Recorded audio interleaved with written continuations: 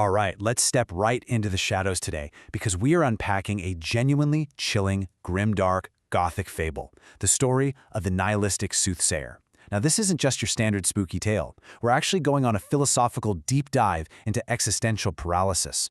We're going to map out a Fichtean descent into absolute nihilism, looking at how deeply held beliefs can literally be inverted.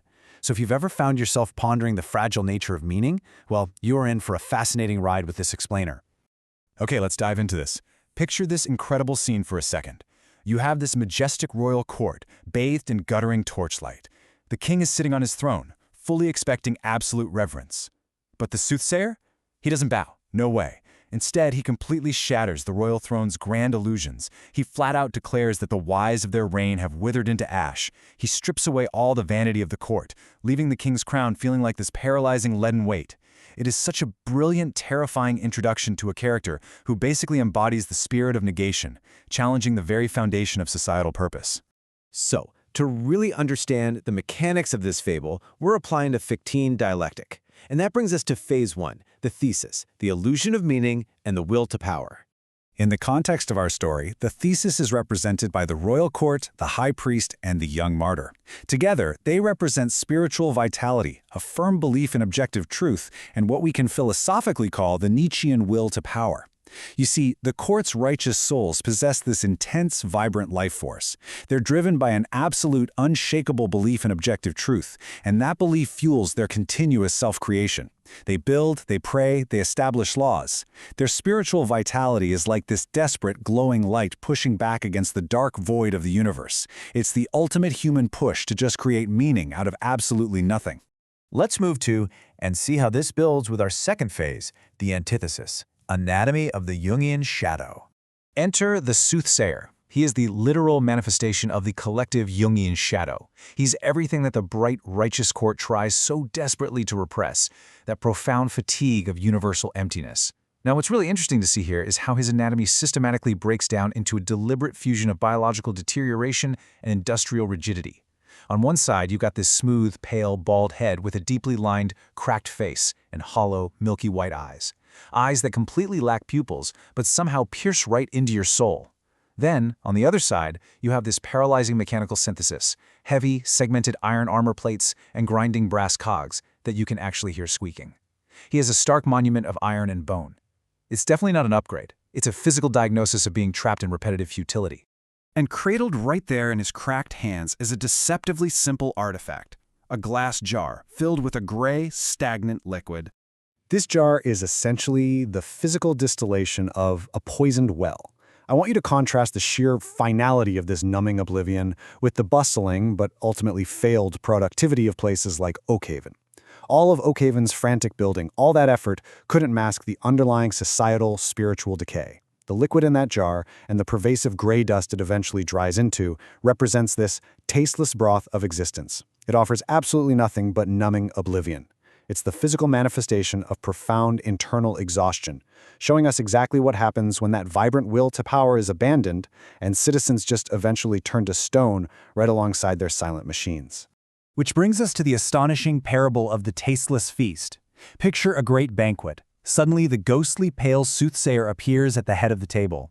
He looks at the steaming meats and vintage wines and completely dismisses them as a tasteless broth.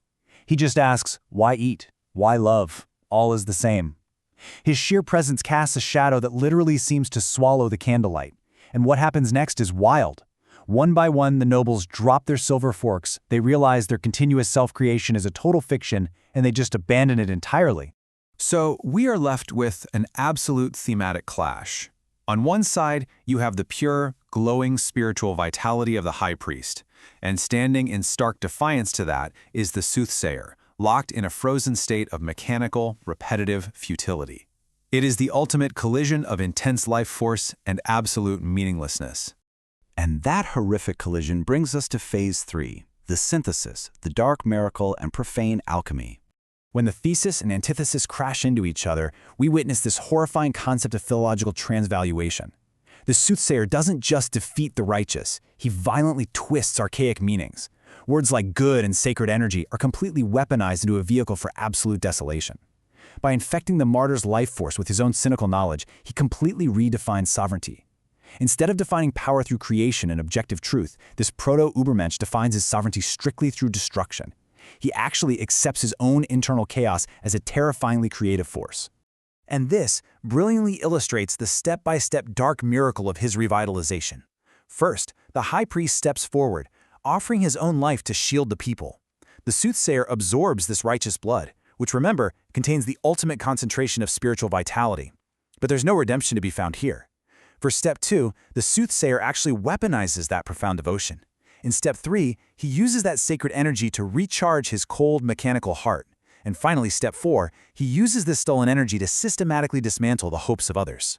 The physical and philosophical effects of this profane alchemy are just staggering. It creates this twisted fusion of stolen righteousness and absolute nihilism. His rigid, grinding brass cogs, which were stalled by the rust of nihilism, suddenly start humming with a terrible, stolen power.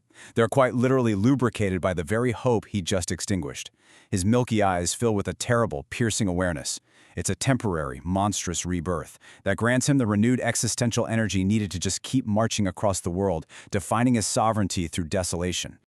This guides us right into our final narrative arc, Section 4. The descent into absolute existential paralysis. Having siphoned all that vitality from the court's most holy figures, the soothsayer has essentially won. The throne room is completely silent now.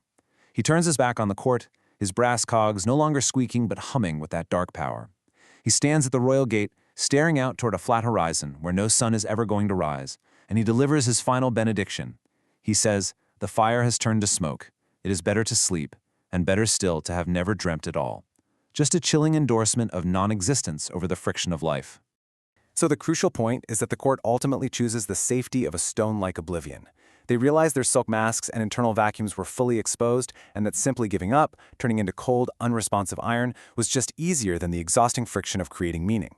It forces us to turn the mirror on ourselves and really question our own internal vacuums.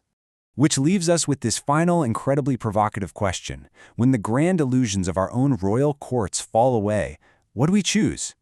Do you embrace the difficult, relentless friction of continuous self-creation?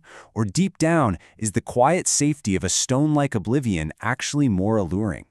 I really want you to ponder the weight of the soothsayer's bleak philosophy long after this explainer concludes. Thanks so much for joining me today, and keep questioning everything.